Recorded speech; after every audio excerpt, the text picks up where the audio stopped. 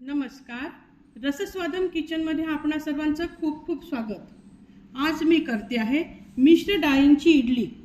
चला तर मग बघूया कसं करायचं ते।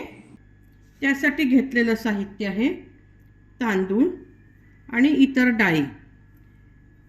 ही जी वाटी आहे या वाटीच्या मापाने मी सगळं घेतलेलं आहे। तुम्ही तुमच्या घरची कोणतीही वाटी सेट करू शकता। या वाटीने मी 5 वाट्या तांदूळ घेतलेले आहे।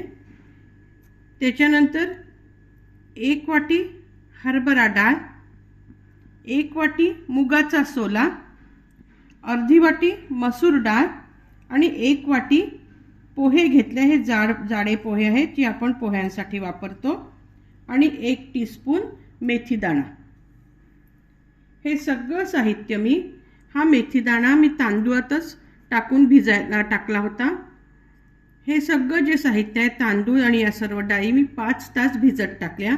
या तीनही डाळी मी एकत्रच भिजत टाकल्या होत्या, आणि ज्या वेळेला 5 तासानंतर हे जेव्हा मी मिक्सरमधून बारीक करायला घेतलं त्यावेळेला मी जाडे पोहे फक्त धुवून ठेवून दिले।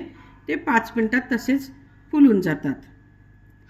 हे 5 तासानंतर मी सगळं बारीक केलं, आणि आता बघा 5 तासानंतर जेव्हा मी मिक्सरमधून बारीक केलं आणि हे ठेवलं तर आता मला 9:30 पावणे 10 तासच झालेले आहेत। माझं हे पीठ बघा छान फुललेलं आहे। हे बघा दिसत असेल। आता आपण याच्या छान इडल्या करून घेऊया।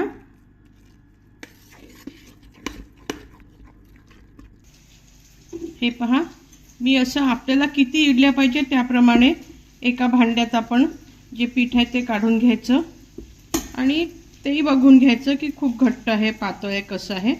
समजा घट्ट वाटलं तर आपण थोडंसं पाणी घालू शकतो, पण मला आता गरज वाटत नाही आहे। यात मी चवीप्रमाणे थोडंसं मीठ घालते।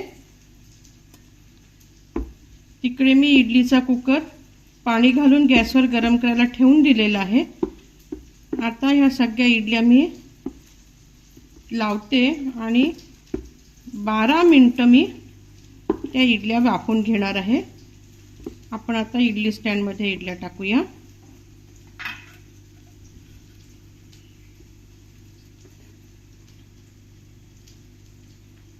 इडलीचा कुकर मधलं पाणी छान उकळी आली ना की मगच एक एक हे स्टँड आपल्याला ही प्लेट त्यात ठेवायची आहे। त्याच्या आधी आपण हे ठेवायचं नाही।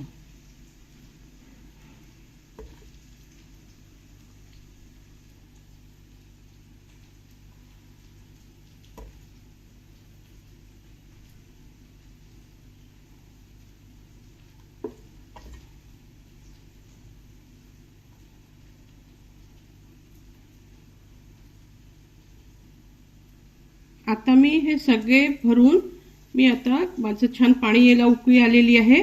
12 मिनिटासाठी मी या इडल्या वाफायला ठेवते। 12 मिनिट झालेत। मी आता या इडल्या काढते आहे।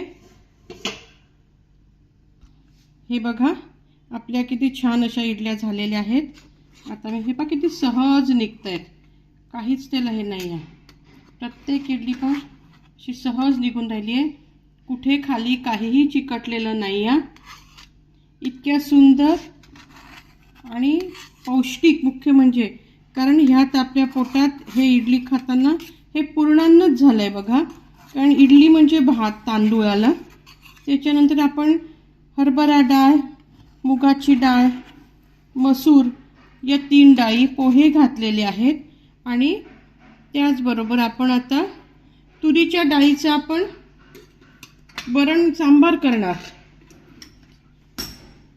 त्याच्यामुळे एवढ्या डाळी सगळं काही आपल्या पोटात तांदूळ जाणार, म्हणजे हे पौष्टिक असं पूर्णान्नच झालं आहे। एकदम पोटभरीचा ब्रेकफास्ट म्हणा, किंवा ब्रेकफास्टच्या ऐवजी हेवी न जेवता पण हेवी खायचं असेल तरीही हा इडली सांबार खूप छान आहे। सगळ्यांच्या दृष्टीने, सगळ्या वयाच्या लोकांच्या दृष्टीने एकदम पौष्टिक असा हा आहार आहे। मी आता सगळ्या इडल्या काढून घेते आणि मग तुम्हाला सर्व्हिंग बाउलमध्ये काढून दाखवते। हे बघा, आता आपला सांबार पण मस्त उकळतो आहे। आता मी सांबार आणि इडली तुम्हाला प्लेटिंग करून दाखवते। हे पहा, आता आपण इडली काढून घेऊया प्लेटमध्ये। हे पहा, इतके छान इडल्या झालेल्या आहेत ना।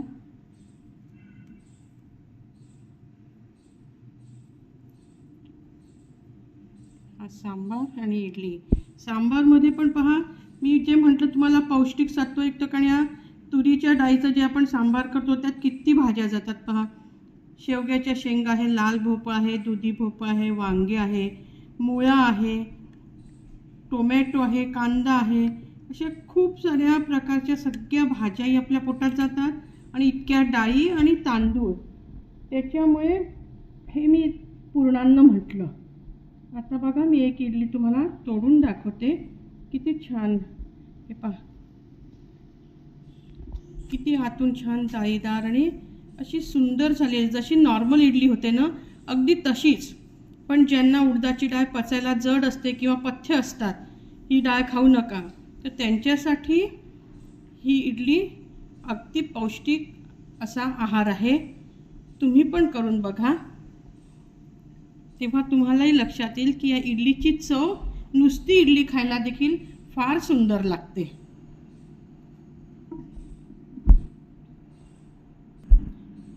हे बघा, ही जर माझी इडलीची डिश तुम्हाला आवडली असेल तर तुम्ही नक्की करून बघा आणि आपल्या मित्रपरिवाराबरोबर देखील शेअर करा। आणि माझा व्हिडिओ आवडला असेल तर या माझ्या व्हिडिओला आणि माझ्या चॅनलला लाईक आणि सबस्क्राईब करा। धन्यवाद।